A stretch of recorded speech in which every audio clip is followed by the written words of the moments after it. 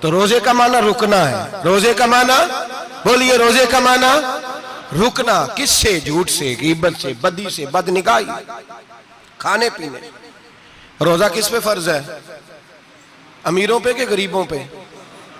جی کہنے نے میں تو کام ہی, میرا تو کام ہی محنت مزدوری والا, میں کیسے روزہ رکھوں؟ میں تو دیہڑی لگاتا ہوں تو روزہ کیسے رکھوں؟ میں نے نہیں کسی حدیث میں پڑھا کہ روزہ وہ رکھے جو دفتر میں بیٹھتا ہے. صحابہ کے زمانے میں تو دفتر ہوتے ہی نہیں تھے, کسی جگہ نہیں لکھا ہوا. روزہ وہ رکھے گا جو اے سی میں بیٹھتا ہے, تب تو اے سی تھے ہی نہیں. حضرت ابو بکر صدیق رضی اللہ تعالیٰ عنہ سے لے کر جناب بلال تک سارے اپنے ہاتھ سے کام کرتے, سارے اپنے ہاتھ سے کام کرتے, سارے. حضرت عمر فاروق رضی اللہ تعالیٰ عنہ خلیفہ وقت ہونے کے باوجود مال غنیمت کے اونٹ چرنے جاتے تھے تو چراگاہ میں چھوڑنے میں جاتے تھے, لینے بھی آتے تھے واپس. سارے لوگ اپنے ہاتھوں سے مشقت والے کام کرتے. حضرت بلال مزدوری کرتے, سلمان فارسی مزدوری کرتے, مقداد مزدوری کرتے, صحابہ مزدوریاں کرتے, روزے رکھتے. اور رمضان کے جانے کا وقت ہوتا تو در رسول پہ کھڑے ہو کے عرض کرتے, محبوبہ دل نہیں بھرا, دل کرتا ہے کبھی رب سارا سال ہی روزے عطا کرے, سارا سال رمضان دے تو ہم سارا سال روزے رکھنے کو تیار ہیں. جذبہ تھا, طاقت تھی, ہمت تھی. آج نوجوان لڑکا ہے کہتا ہے مجھ سے بھوک برداشت نہیں ہوتی. میرے بھائی رب بیماری لا دینا, اللہ سے دعا مانگے اللہ شفائے عطا فرمائے, اور دعا کریں اللہ آزمائش سے محفوظ فرمائے. آپ یقین کریں میں نے لوگوں کو دیکھا ہے حلق سے قطرہ نہیں اترتا, خوراک کی نالی لگی ہوئی ہے, اعلیٰ غذائیں پکی ہوئی پڑی ہیں. عرش کا مالک کہتا ہے میں تیرے حلق سے گزرنے نہیں دوں گا, قانون بن گیا. میں نے دیکھا ہے ڈرپ پہ لوگ زندہ ہیں, بوتل لگی ہوئی ہے گلوکوز کی, گزارا چل رہا, اعلیٰ غذائیں پڑی ہیں, لاکھوں روپیہ تجوری میں پڑا ہے.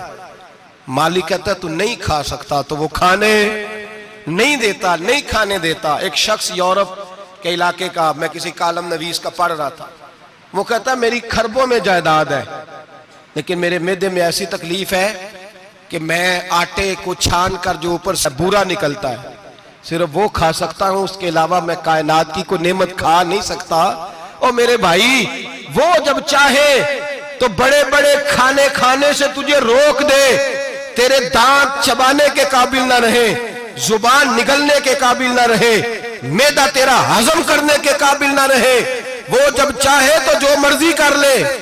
وہ کہتا چل تو میری مرضی پہ چلنا, 1 مہینہ میرے کہنے پہ نہ کھا, 1 مہینہ میرے کہنے پہ نہ کھا, تو یا اللہ تو کیا کرے گا؟ فرمایا صوم تصحو. میرے نبی پاک نے فرمایا تم روزے رکھو, اللہ تمہیں صحت عطا فرما دے گا, اللہ تندرستیاں دے دے گا, شفائیں دے دے گا. تم روزے رکھو, اللہ تمہیں, سبحان اللہ, اللہ تمہیں, اللہ طاقت دیتا ہے, ہمت دیتا ہے, اللہ ہمت دیتا ہے. میں نے دیکھا ہے, میں نے بزرگوں کو دیکھا ہے, ضعیف لوگوں کو دیکھا ہے, کمزور لوگوں کو دیکھا ہے, میں نے دیکھا ہے روزے رکھتے ہوئے, مزدوروں کو دیکھا ہے روزے رکھتے ہوئے. میں اپنے ابا جی کو کہتا, ابا جی اتنی سخت گرمی اور مزدوری آپ کرتے اور مزدوری کے عالم میں روزہ رکھتے, تو کہتے پتر روزہ کی آندہ ہے, روزہ کدوں کو جاندہ ہے, روزہ اپنی جگہ تے, مزدوری اپنی جگہ ہوتے. اور کئی دفعہ میں نے فرمان لگے, میں نے یار سمجھ کوئی نہیں لگ دی, پتہ نہیں روزیاں چلا طاقت کتھوں دے چھڑ دے, نہیں زیادہ کام بھی زیادہ کرید ہے, کہ روزہ بھی بھائی صوم تصحو. میرے مصطفیٰ نے فرمایا تو روزہ رکھ, اللہ تجھے صحت عطا فرما دے گا. رب تعالیٰ تجھے, یہاں ہوٹل کھلے ہوئے ہیں, یہاں عجیب حالات ہیں, ہوٹل کھلے ہوئے ہیں, لوگ بہانے ڈھونڈتے پھرتے ہیں, کہتے ہیں کٹ لگ گیا تھا ذرا, تھوڑا سا خون نکل آیا, سنی پلاس لگائی ہے تو روزہ نہیں رکھا, یہ ذرا مجھے تھوڑی دقت ہو گیا تو میں نے روزہ نہیں رکھا, کھانسی لگ گئی ہے تو روزہ نہیں رکھا. او خدا کے بندے, روزہ تو نعمت ہے. اور سبحان اللہ, میرے نبی پاک نے فرمایا لِكُلِّ شَيْءٍ زَكَاةٌ وَزَكَاةُ الْجَسَدِ الصَّوْمُ. فرمایا ہر شے کی زکوٰۃ ہوتی ہے, وجود کی زکوٰۃ روزہ ہے. روزے رکھو, جسم کی زکوٰۃ نکل جائے گی. فاقہ کرنا بھی میرے نبی پاک کی سنت ہے, مسواک کرنا بھی سنت ہے, اور فاقہ کرنا بھی.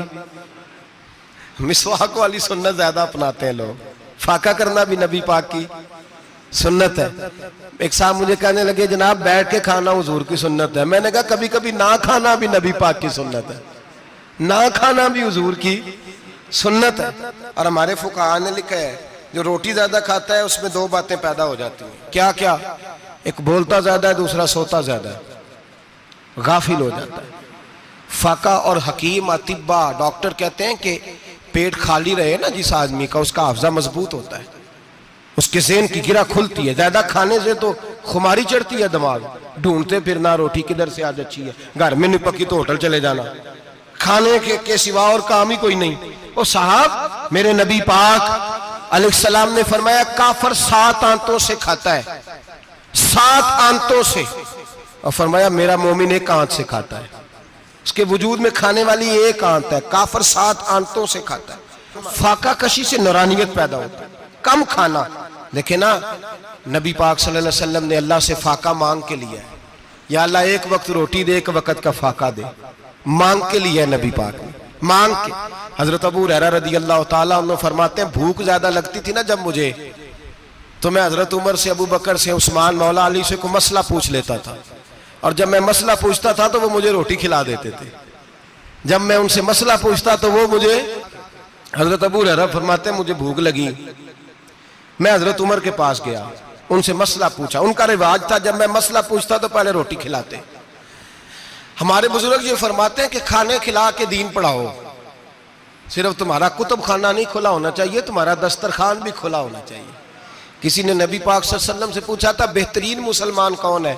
حضور نے فرمایا جو سلام لینے میں پہل کرے اور روٹی زیادہ کھلائے، جو روٹی ہر وقت فکر کرے آ یار تو روٹی کھا لے، روٹی کھانے کی طرف توجہ دلائے.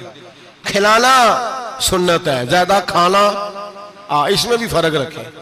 تو نبی پاک صلی اللہ علیہ وسلم کے صحابی حضرت ابو ہریرہ رضی اللہ تعالیٰ عنہ فرماتے ہیں میں نے حضرت عمر سے مسئلہ پوچھا، میں نے کہا حضور مسئلہ بتائیں، تو کہتے پہلے ان کی عادت تھی جب میں مسئلہ پوچھتا تو روٹی بھی کھلاتے، آج انہوں نے مسئلہ ہی بتایا ہے، روٹی کوئی نہیں کھلائی. تو مجھے کہنے لگے ابو ہریرہ تو سوچتا ہوگا روٹی نہیں اس نے پوچھی، تو نے کب سے کھانا نہیں کھایا؟ میں نے کہا آج صبح سے. تو جناب عمر کہنے لگے میں نے کل صبح سے نہیں کھایا. چل ابو بکر صدیق کے گھر مسئلہ پوچھتے ہیں. کہتے ہیں جناب صدیق اکبر کے دروازے پہ گئے، جا کر کے ان سے مسئلہ پوچھا. ان کی بھی عادت تھی جب کوئی مسئلہ پوچھنے جاتے تو دسترخوان بچھا لیتے، کہتے آؤ روٹی بھی کھلاتا ہوں مسئلے بھی بتاتا ہوں. کہتے ہیں گئے تو انہوں نے بھی مسئلہ بتایا، روٹی کوئی نہ پوچھی. تو کہنے لگے عمر ابو ہریرہ تم لوگوں نے کل پرسوں سے نہیں نہ کھایا ہوگا. اور ابو بکر کو 4 دن گزر گئے ہیں، تھوڑا سا دودھ ملا ہے یا کھجور ملی ہے، روٹی کوئی نہیں ملی. چلو در رسول پہ چلتے، آؤ حضور کی بارگاہ. کہتے ہیں نبی پاک کی بارگاہ میں آئے، حضور نے چہرے دیکھے، کریم سے مسئلہ نہیں پوچھنا پڑا. میرے مصطفیٰ کریم نے فرمایا بھوک لگی ہوئی ہے تم تینوں کو؟ 3-4 دن ہو گئے. اللہ کے رسول نے فرمایا مجھے پورا ہفتہ ہو گیا ہے.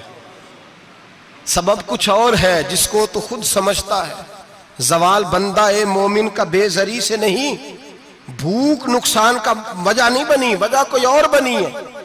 رشوتیں جو بازار گرم ہوئے ہیں لوٹ مار کے، یہ روٹی کے لیے نہیں، یہ زیادہ کھانے کے لیے، یہ بینک بیلنس کے لیے گرم ہے.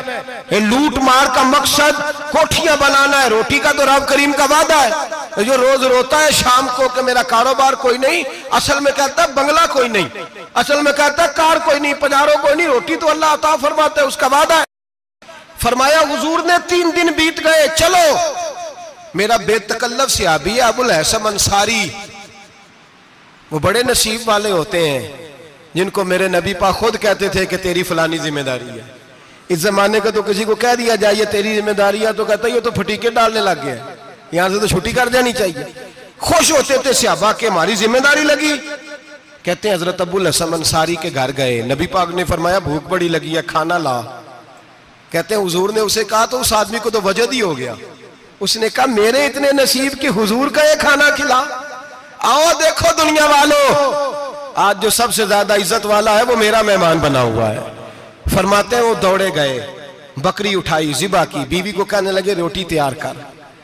ادھر کھجوریں توڑی، انگور توڑے، کہنے لگے حضور آپ جب تک تناول کریں تب تک کھانا پک جاتا ہے. حضرت عمر کہتے ہیں روٹی پک کے آئی، بڑا پیارا گوشت، بڑا اچھا سالن، بڑا خوبصورت خلوص والا کھانا. فرماتے ہیں میں نے بڑا ہی کھایا. نبی پاک نے نہ ایک روٹی لی اور چھوٹی چپاتی، تھوڑا تھوڑا سالن کونوں سے، اور جب نبی پاک نے کھا لیا تو حضور کی آنکھوں میں آنسو آئے. حضرت عمر کہنے لگے حضور روئے کیوں؟ تو نبی پاک نے فرمایا سوچتا ہوں 7 دن کے فاقے کے بعد کھایا ہے، پر ڈرتا ہوں رب اس کا حساب پوچھے گا تو جواب کیسے دینا ہے، اس کا حساب بھی تو دینا ہے نا جو کھایا ہے. تو حضرت عمر فاروق کے ہاتھ میں کچھ چیز تھی، زور سے زمین پہ ماری، کہا محبوبہ 7 دن کے بعد بھی روٹی کھائے تو حساب دینا ہے۔ نبی پاک فرمانے لگے عمر وہ مالک ہے نا، تو جب دیتا ہے تو حساب نہیں لے سکتا، حساب تو دینا ہے، حساب تو دینا ہے، تیاری رکھو۔ صحابہ کرام فرماتے ہم نے ارادہ کیا کہ آج کے بعد ہم پھر فاقے کریں گے، کم کھائیں گے، اس لیے کہ حساب دینا ہے۔ میرے بھائی وہ فاقہ کشی کرتے تھے، ڈرتے تھے۔ یہاں تو لوگ کھا کے بیمار ہیں، کھاتے جا رہے ہیں، سوتے جا رہے ہیں، کھاتے جا رہے ہیں، سوتے جا رہے ہیں۔ یہ بھی وقت آئے گا رمضان شریف کا، سویرے درس پہ آؤ کہتے نیند بڑی آتی ہے، سویرے 2 سپارے پڑھ کے سویا کرو کہتے صاحب نیند بڑی آتی ہے، فجر کے بعد ہی تو وقت ہوتا ہے اللہ اللہ کرنے کا، سحری کا، کھاتے جا رہے ہیں، سوتے۔ لوگ جماعت سے نماز نہیں پڑھتے، سو جاتے، جماعت کا ثواب چھوڑ کے سو جائیں گے۔ بھائی رمضان مبارک میں فاقہ کشی کی ٹریننگ ہوتی ہے، فاقہ کشی کی تربیت لے، رمضان میں روکے اپنے آپ کو، تربیت ہوگی۔ اور ہمارے صوفیاء فرماتے ہیں جو زیادہ کھاتا ہے اس کا نفس اس کو زیادہ پہ مائل کرتا ہے، خواہشات نفس پیدا ہوتی ہیں۔ میرے نبی پاک علیہ السلام نے جوانوں کو حکم دیا ہے، یا معاشر الشباب، او جوانوں، یا رسول اللہ کیا حکم ہے؟ فرمایا یا نکاح کر لو اگر طاقت ہے، نہیں طاقت تو روزے رکھو۔ حضور روزے سے کیا ہوگا؟ فرمایا تمہارا نفس کچلا جائے گا، شیطان وسوسہ اندوزی نہیں کرے گا۔ آج نوجوان بڑھ بڑھ کے کھاتا ہے، بہت زیادہ کھاتا ہے، کبھی اس ہوٹل سے کھاتا ہے، کبھی اس ہوٹل سے کھاتا ہے۔ اتنا زیادہ کھائیں گے تو نفسانی قوتیں اچھل کر کے آئیں گی، مشکل ہو جائے گا۔ شادیاں دیر سے ہوتی ہیں، ماں باپ آنکھیں بند کر کے بیٹھے ہوئے ہیں۔ اگر ماں باپ کی ذمہ داری ہو اور ماں باپ نکاح نہ کرے تو نبی پاک نے فرمایا بچے گناہ کریں گے تو جتنا گناہ بچے کو اتنا باپ کو بھی ہوگا۔ تو ماں باپ چپ ہیں، دوسرا شادی مشکل بڑی ہے، مہنگی بڑی، اور تیسرا نہیں کر رہے کچھ لوگ تو روزے بھی نہیں رکھ رہے۔ تو رمضان ان کے لیے بھی وقت ہے، نفسانی قوتیں کچلی جائیں گی، کھانا جتنا کم کھایا جائے گا اتنا وجود کے اندر نفسانی خواہشات کم پیدا ہوں گے۔ تو رمضان تو پریکٹس ہے مجاہدے کی، دین کی۔ اور دوسرا میرے حبیب پاک صلی اللہ علیہ وسلم نے فرمایا ہے، حضور فرماتے ہیں کہ رمضان اور قرآن کا آپس میں رشتہ ہے۔ قرآن پاک کتنا پڑھنا چاہیے روزانہ؟ زیادہ سے اللہ جزا دے، امید ہے آپ زیادہ سے زیادہ ہی پڑھتے ہوں گے۔ بھائی سنیں، حدیث مبارکہ میں نبی پاک نے فرمایا رمضان اور قرآن دونوں مل کے نا، بڑی پیاری حدیث ہے، فرمایا دونوں مل کے اللہ کی بارگاہ میں میری امت کی سفارش کریں گے، رمضان اور اللہ اکبر۔ کس طرح؟ نبی پاک فرماتے ہیں رمضان کہے گا اے اللہ دن کے وقت میں نے اسے تیری رضا کے لیے کھانے پینے سے باز رکھا، اور قرآن کہے گا یا اللہ رات کو تیری رضا کے لیے کھڑا ہو کے یہ قرآن سنتا تھا۔ رمضان اور قرآن دونوں سفارش کریں گے۔ ہم نا بڑا کچھ پڑھتے ہیں، سنتے ہیں، سیکھتے ہیں، اب یقین کریں یہ کھاتے بھائی کا بھائی سے اختلاف ہو جائے نا تو وہ 30 سال پرانے کھاتے کھول کے لے آتا ہے، ساری رات ڈھونڈتا ہے کہ میرے پیسے کہاں سے نکلتے ہیں، پڑھ لیتا ہے۔ قرآن پاک کی باری آتی ہے تو نہیں پڑھتے قرآن پاک۔ ابا جی کا ختم ہوتا ہے تو مانگتے پھرتے ہیں، کہتے ہیں 2 قرآن پاک، 10 قرآن پاک۔ یہ باتیں بتانی نہیں چاہیے، کرنی نہیں چاہیے، لیکن چونکہ تربیت کے لیے بیٹھا ہوں تو کر دیتا ہوں۔ میرے شاگردوں سے پوچھیں، یہاں مدرسہ ہے الحمدللہ، درجنوں طلباء ہیں، اساتذہ ہیں، میرے پیر بھائی ہیں، اور میرا یہ دعویٰ ہے کہ شاید کوئی کسی سے اتنا پیار کرتا ہو جتنے میرے شاگرد اور مرید مجھ سے کرتے ہیں، لیکن میں نے کبھی کسی سے نہیں کہا کہ ذرا سورت فاتحہ پڑھ کے دینا، میں نے اپنے ابا جی کو ثواب دینا ہے۔ پوچھ لیں کسی سے نہیں کبھی کہا، کبھی نہیں میں نے کہا کہ ذرا مجھے تھوڑا سا قرآن پڑھ دیں۔ میں اس کو ناجائز نہیں کہتا، پڑھوانا چاہیے، لیکن میں اپنے والدین کے لیے کبھی سوال نہیں کرتا کہ مجھے ذرا پڑھ کے دو، میں نے بخشنا ہے، اس لیے کہ میں نے ذاتی طور پہ روٹین بنائی ہے۔ میں سمجھتا ہوں کہ کائنات کے اندر میرے اوپر جن لوگوں نے احسان کیے ان میں سب سے زیادہ حصہ میرے ماں باپ کا ہے۔ میں سمجھتا ہوں اس بات، کتنا نالائق ہوں میں کہ میں 1 مہینے میں ایک قرآن پاک بھی پڑھ کے ان کی روح کو احسال نہیں کر سکتا۔ میرا یہ طریقہ ہے ذاتی، میں قدغن نہیں لگاتا، میرا ذاتی طریقہ یہ، الحمد سے شروع کرو اور 2 سورتیں چھوڑ کے قرآن پاک ختم کر دو آخری، اور پھر فلق اور ناس صورتیں ساتھ لے جاؤ، یہاں بیٹھ کے سالے ثواب نہیں کرنا، ختم نہیں دلانا، ساتھ لے جاؤ، قبر پہ کھڑے ہو جاؤ اور فلق اور ناس صورتیں قبر پہ بیٹھ کے تلاوت کرو، اور جو قرآن مجید پڑھا ہے ان کی روح کو وہاں احسال کرو۔ او بھائی، اولاد جب ماں باپ کے لیے پڑھتی ہے تو اسے کہنا نہیں پڑتا اللہ بخش دے، اس لیے کہ اولاد کی نیکیاں خود بخود ماں باپ کے کھاتے میں جمع ہوتی ہیں، خود نیکیاں جمع ہوتی ہیں۔ میرے بھائی تو بچوں سے یہ تو مطالبہ کرتا ہے کہ بیٹا اس سال رمضان المبارک میں میرے لیے ستو ضرور بنانا، فلانی چٹنی ضرور تیار کرنا، یہ کیوں نہیں کہتا بیوی سے کہ ڈشیں کم بنانا، تو بھی بیٹھ کے قرآن پاک پڑھ، میں بھی قرآن پاک پڑھتا ہوں، ادھر آؤ بیٹا یہاں بیٹھ کے تلاوت کرو، میں بھی کرتا ہوں، بیٹی ادھر آؤ بیٹھ کے قرآن پاک پڑھو۔ کتنا وقت لگتا ہے؟ حافظ اور قاری اور علماء اگر پڑھے تو 20-25 منٹ لگتے ہیں قرآن پاک کا سپارہ پڑھنے، اور اٹک اٹک کے پڑھنے والا بھی پڑھے تو 1 گھنٹہ لگ جائے گا۔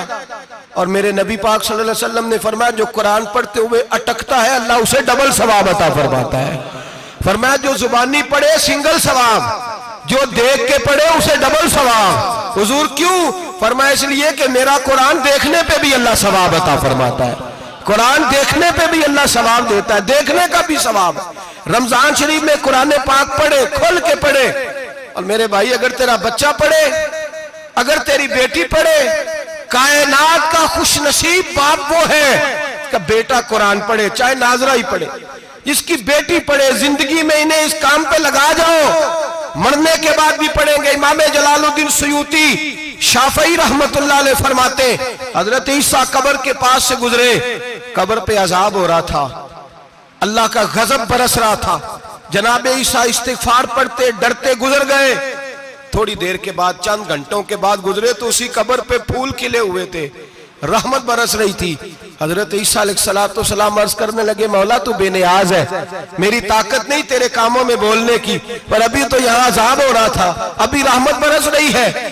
جناب عیسیٰ کہتے ہیں آواز خدا بندی آئی، عیسیٰ بندہ بڑا گناہگار تھا، پاپی تھا، مجرم تھا، خطا کار تھا، لیکن جب اس کا انتقال ہوا، اس کی بیوی حاملہ تھی، اس کے پیٹ میں بچہ تھا، بچہ اس کے انتقال کے بعد پیدا ہوا، آج وہ 4-4.5 سال کا ہوا ہے، مکتب میں گیا ہے، مدرسہ میں گیا ہے، استاد نے بسم اللہ شریف پڑھائی ہے، فرمایا اس نے توتلی زبان سے کہا ہے بسم اللہ الرحمن الرحیم، کہا عیسیٰ مجھے بتلا اس زمین پر وہ معصوم جسے ابھی رحمان اور رحیم کہنا نہیں آتا، وہ توتلی زبان سے مجھے رحمان اور رحیم کہے اور میں اسی زمین پہ اس کے باپ کو عذاب دوں؟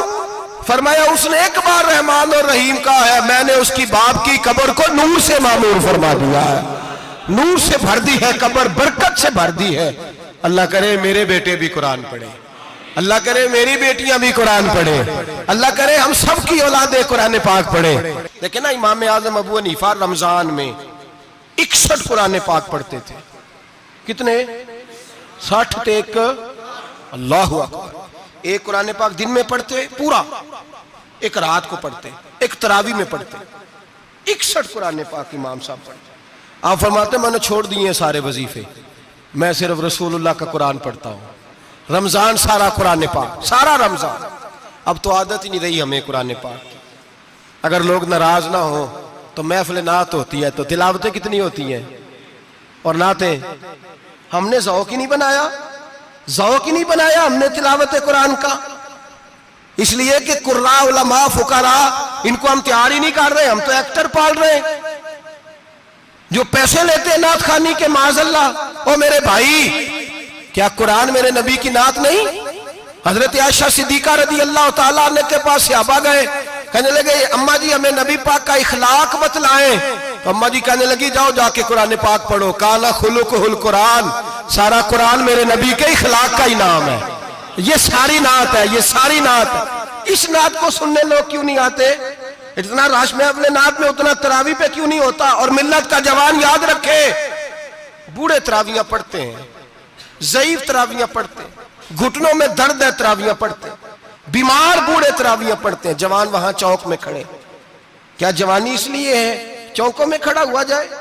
کیا جوانی اس لیے ہے کہ سعودی عرب جانے کے لیے پاسپورٹ بنانا ہو تو 2.5 گھنٹے کھڑا رہے تو، شناختی کارڈ کے دفتر تو کھڑا رہے، پروٹیکٹر کے لیے کھڑا رہے، کافروں کے سامنے کاسا لیسی کرنے کے لیے تو کھڑا رہے، تو نوکری پہ جائے تو ساری رات کھڑا رہے، اور تو قرآن کے لیے کھڑا نہیں ہوتا؟ میرے محبوب نے فرمایا من قام ایمانا واحتسابا غفر له ما تقدم من ذنبه، فرمایا جو رمضان المبارک میں اللہ کی رضا کے لیے گناہوں کی معافی کے ارادے سے قیام کرے گا، راتوں کو عبادت کرے گا، اللہ اس کے پچھلے سارے گناہ معاف فرما دے گا۔ نوجوان ارادہ کریں، پروگرام بنائیں کہ انشاءاللہ قرآن پڑھنا بھی ہے، قرآن پڑھوانا بھی ہے، سننا بھی ہے، اور انشاءاللہ بولیے سننا بھی ہے اور پڑھنا بھی ہے اور پڑھانا بھی۔ ہمت کریں، دلیری کریں، آکے کھڑے تو ہو، اللہ توفیق عطا کرے گا۔ پہلی بات یہ کہ روزہ رکھیں، دوسری بات یہ کہ قرآن پاک کی تلاوت کریں، اور روزہ رکھیں تو روزے کے سارے حسن سمیت اسے رکھیں۔ نبی پاک نے فرمایا رمضان غمخاری کا مہینہ ہے، غمخاری کریں۔ ہمارے زمانے میں دو قسم کی تکلیفیں ہیں، ایک تو غریب آدمی، اس کا حال یہ ہے کہ وہ مانگتے ہی گزارا کرنا چاہتا ہے، اس نے ہاتھ یوں کر لیا ہے تو اب اس کا یوں ہونے کو تیار نہیں۔ ضرورت اگر کسی آدمی کو کسی دروازے پہ لے جاتی ہے تو برا نہیں، لیکن سوال کا اپنے اوپر دروازہ کھول لینا یہ ٹھیک نہیں۔ فاقہ کشی پیدا کریں، حوصلہ پیدا کریں، تھوڑے پہ گزارا کرنا سیکھیں۔ غریبوں کو بھی اجازت نہیں کہ وہ نکل کھڑے ہوں میدان میں مانگنے کے لیے، ٹولنیاں نکلتی ہیں رمضان میں، جتھے نکلتے ہیں خیرات کٹھی کرنے والے۔ بچیں، میرے نبی پاک صلی اللہ علیہ وسلم نے فرمایا جس نے بغیر ضرورت کے سوال کیا، جب قیامت کے دن آئے گا تو اس کے چہرے کے اوپر گوشت نہیں ہوگا، صرف ڈھانچہ ہی ہوگا۔ اتنی بھیانک صورت میں آئے، بغیر اشد ضرورت کے سوال نہ کر، کبھی سوال نہ کر۔ اور امیروں سے گزارش ہے کہ رمضان ہمدردی کا مہینہ ہے، ہمدردی کریں تو سامنے والے کی عزت کا بھی خیال کریں۔ یہ بات درست ہے کہ غریب سیاڑا نہیں ہوتا، اس لیے کہ جس کی جیب میں پیسے نہیں ہوتے بھائی اسے عقل بھی نہیں ہوتی، جس کے گھر کار نہیں ہوتی اسے چلانے کا طریقہ، جس کے گھر اوون نہیں ہوتا اسے چلانے کا طریقہ بھی نہیں آتا، جس کے گھر میں چیزیں ہوتی ہیں اسے چلانا بھی آ جاتا ہے، جدے گھر دانے اودے کملے بھی اس کے سیانے ہو جاتے ہیں۔ تو چودھری صاحب، سیٹھ صاحب، نواب صاحب آٹا تقسیم کرتے ہیں، کھڑے ہو کے فوٹو کھچاتے ہیں، فیس بک پہ دیتے ہیں، اور ایک آٹے کا تھیلا اور 10 اخباروں میں فوٹو۔ اللہ سے ڈریں، رمضان ہمدردی کا مہینہ، ہمدردی کا، غریب کو دیں تو اس کی عزت کو رسوا نہ کریں۔ میرے نبی پاک علیہ السلام کے صحابی حضرت عبداللہ ابن عمر رضی اللہ تعالیٰ عنہ ڈھونڈ کے لاتے تھے مسکینوں کو، ڈھونڈ کے، اور جب لاتے تھے تو اپنے دسترخوان پر بٹھا کر اپنے ساتھ افطاری کرایا کرتے، اور پھر فرمایا اللہ تعالیٰ نے لن تنالوا البر حتی تنفقوا مما تحبون، اللہ کے راستے میں وہ چیز دینی ہے جو تمہیں زیادہ پیاری ہو۔ کون سی چیز جو تمہیں؟ میں تھوڑا سا بے باک ہوں، بعض دوستوں کے ساتھ، سب کے ساتھ نہیں۔ ایک دوست مدرسے میں گھی دینے آئے ایک دفعہ، تو وہ والا گھی دے گئے جو سب سے سستا تھا، تو میں نے کہا مجھے دیانتداری سے بچائے، آپ یہی کھاتے ہیں گھر میں؟ کہنے لگے نہیں۔ تو میں نے کہا پھر ہم نے بچے مارنے کے لیے تو نہیں نہ رکھے ہوئے، کیا وہ والا گھی اللہ کے راستے میں پیاری چیز دے رہی ہے نا، اس لیے گلے گلے نوٹ لوگ مسجد کے گلے میں ڈال جاتے ہیں، پھٹے ہوئے ڈال جاتے ہیں، کہتے ہیں جوڑ لیں گے مولوی صاحب۔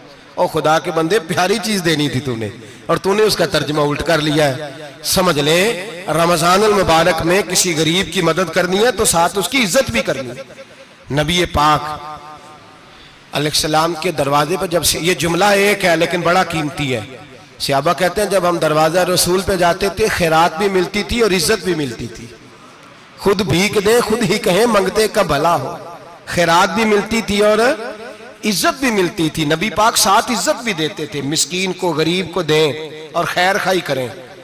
جوتے بیچنے والے جوتوں کے ریٹ سستے کریں، کپڑا بیچنے والے کپڑے کا ریٹ، درزی صاحب بھی ریٹ سستا کریں، دکاندار بھی چیزوں کا ریٹ، حکیم صاحب پیسے کم لیں، ڈاکٹر پیسے کم کریں، حکومت نرخوں میں کمی کرے، اور یہ کام اجتماعی طور پہ کریں۔ میرے نبی پاک نے فرمایا رمضان غمخواری کا مہینہ ہے، اس میں غمخواری کرنی ہے، دوسرے کا خیال کریں، اظہار کریں، قربانی کریں۔ یہاں ہر چیز کا ریٹ بڑھ جاتا ہے رمضان شریف میں، ہر آدمی کہتا ہے میرا سیزن آ گیا ہے، توجہ بڑھائیں، خیال کریں، غمخواری کا مہینہ ہے۔ اور پھر آپ لوگوں سے یہ بھی گزارش ہے کہ رمضان المبارک کا جب مہینہ آئے تو جس آدمی کے ساتھ نیکی کرنی ہے وقت پہ کریں۔ کسی غریب کو پیسے دینے ہیں، کپڑے دینے ہیں تو یکم رمضان کو دیں۔ میں اکثر دوستوں سے پوچھتا ہوں، میں کہتا ہوں قاری صاحب نو جوڑا کدو دیندے ہو؟ کہندے 27 والے دن۔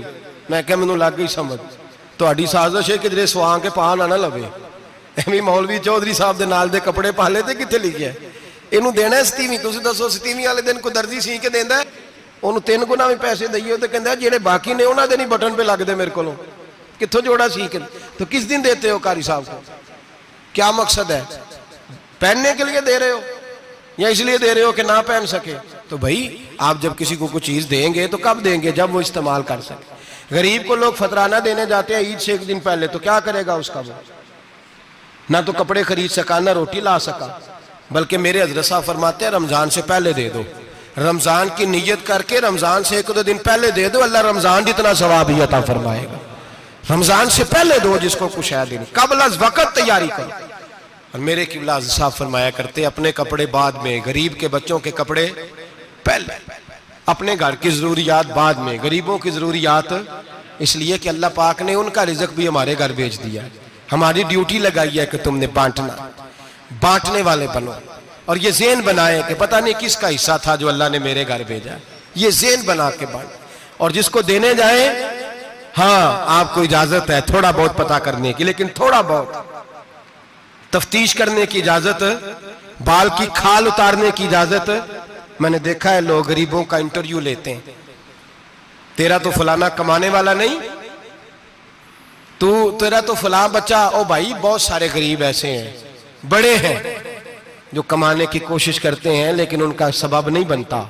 हाँ हाँ है ऐसे लोग जो सऊदी अरब चले गए हैं, कहते हैं तेरा तो फलां बाहर नहीं गया है, गया है, लेकिन सारे सऊदी अरब जाने वाले भी माल कमाने की ताकत नहीं रखते। कई वहां भी बैठ के बेचारे कर्जों में उलझे हुए हैं, वहां वालों के जुल्म का शिकार है, बहुत सारी आजमाइशों में। तू तफ्तीश करता है।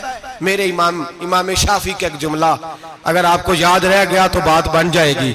इमाम शाफी रहमतुल्लाह, बल्कि हजरत गौसे आजम जिलानी के पास वो बात आपको ज्यादा फायदा देगी। हजरत गौसे आजम जिलानी को उनका एक मुरीद समझाने लग गया, कहने लगा हजरत जी आप सबको ही देते रहते हैं, हर बंदा मुस्तहिक नहीं होता, जरा टटोल के दिया करें।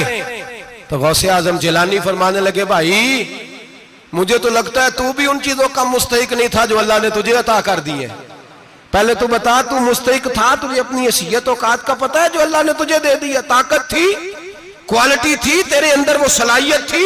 रब ने तो नहीं तेरी तफ्तीश की कि तू काबिल है कि नहीं, तू अल्लाह के बंदों की तफ्तीश करता पड़ता है। इमाम शाफी फरमाया करते, इमाम शाफी फरमाते रब तुझे परख के नहीं देता, टटोल के नहीं देता, रुसवा करके नहीं देता। तू गरीबों के साथ ये सारा जुल्म क्यों करता है? बस पता चल गया वो जरूरतमंद है तो दे, इसलिए कि अजर तुझे गरीब ने नहीं देना, अजर अल्लाह ने देना है। और अल्लाह अजर अमल पे नहीं देता, अल्लाह तो नियत पे अजर अता फरमाता है। तो नियत देख तेरी किस तरह की। तो मेरे भाई गरीब को दें, कबल अज़ वक़्त दें। रमजान मुबारक में चौथा काम, बात आखिरी और चौथा काम सुने, रमजान में दीन सीखें। शैतान कैद होता है ज्यादा से ज्यादा, और जब आदमियों का पेट खाली होता है ना तो ज़हन जो होता है ना वो भी उसका फ्रेश होता है। उसमें कोशिश करें दीन सीखने की। मेरे नबी करीम सल्लल्लाहु अलैहि वसल्लम ने इस दीन को इल्म का दीन करार दिया है, शऊर का दीन करार दिया है, फहम का दीन करार दिया। नबी पाक सल्लल्लाहु अलैहि वसल्लम ने फरमाया एक इबादत करने वाला इशा के बाद खड़ा हो और फजर तक नमाज पढ़ता रहे। एक आलिम दीन इशा पढ़ के सो जाए, उठ के फजर पढ़ ले, तो वो 70 इबादत करने वालों का दर्जा ज्यादा नहीं, आलिम का दर्जा फिर भी ज्यादा है। उस आलिम दीन का दर्जा ज्यादा है, इसलिए कि वो लोगों को आगाही देता है, शऊर बख्शता है। ये दीन जो है ये, और नबी पाक सल्लल्लाहु अलैहि वसल्लम ने फरमाया इबादत करने वाले पर आलिम का दर्जा उतना ही ज्यादा है जितना मेरा दर्जा अपने गुलामों पर ज्यादा है। आलिम को हुजूर ने इतना बड़ा मकाम दिया। दीन सीखें, शऊर हासिल करें। ये फकाहत का दीन है, शऊर हासिल करने का दीन है। और नबी पाक सल्लल्लाहु अलैहि वसल्लम ने फरमाया दीन की एक बात सीख लेना 1000 नफल पढ़ने से ज्यादा दर्जा रखती है। दीन की एक बात सीख लेना 1000 जनाजे में शिरकत से ज्यादा दर्जा रखती। दीन की एक बात सीख लेना, मेरे नबी पाक सल्लल्लाहु ताला अलैहि वसल्लम इरशाद फरमाते 1000 मरीज की इयादत करने से ज्यादा दर्जा रखती है। फरमाया जिसने रात के एक लम्हे में दीन की एक बात सीखी, अल्लाह उसे सारी रात इबादत करने से ज्यादा सवाब अता फरमाएगा। मेरे अर्शा फरमाया करते जब सीखने वाले को ये सवाब मिलेगा तो बताइए सिखाने वाले को कितना सवाब मिले, उसे अल्लाह कितना दर्द। रमजान आ रहा है, शैतान कैद है, दीन फैलाने की कोशिश करें, जद्दोजहद करें। बड़ी नींद आती है फजर पढ़ के, لیکن اگر کسی کا ارادہ بن جائے کہ دین سیکھنا بھی ہے اور دین بچوں کو، تو پھر کوئی نیند غلبہ۔ ایک مثال ایک عالم نے سمجھائی، کوئی بزرگ تھے درویش عالم، ان کے پاس ایک عورت آئی، کہنے لگی میں بچوں کو سویرے بڑا جگاتی ہوں، بچے جاگتے نہیں نماز کے لیے۔ بڑا عجیب جواب دیا بزرگوں نے، درویش نے، عالم نے، کہنے لگے بی بی کیوں نہیں جاگتے، جگایا کر، بیدار کیا کر، اٹھایا کر۔ کہنے لگی بڑی جدوجہد کرتی ہوں، اٹھتے نہیں، بیدار نہیں ہوتے۔ اللہ والے تھے نا۔ کہنے لگے یہ بتا اگر اس کمرے میں آگ لگ جائے تو پھر بچوں کو کیسے بیدار کرے گی؟ آگ سے بچانے کے لیے کیا کرے گی؟ پھر تو بالوں سے پکڑ بھی گھسیٹنا پڑا تو گھسیٹ کے کمرے سے لاؤں گی، پھر تو چوٹیں لگتی ہیں تو لگ جائیں، پھر میں پرواہ نہیں کروں گی۔ آپ فرمانے لگے یوں سمجھ لے جہنم کی آگ جل رہی ہے، اگر تیرے بچے نے نماز نہ پڑھی تو آگ لگ جائے گی، اگر اس نے عبادت نہ کی تو اسے آگ، اب جیسے بھی تجھے اٹھانا پڑتا ہے اٹھا گھسیٹ کے باہر لا، لیکن اس کی نماز قضا۔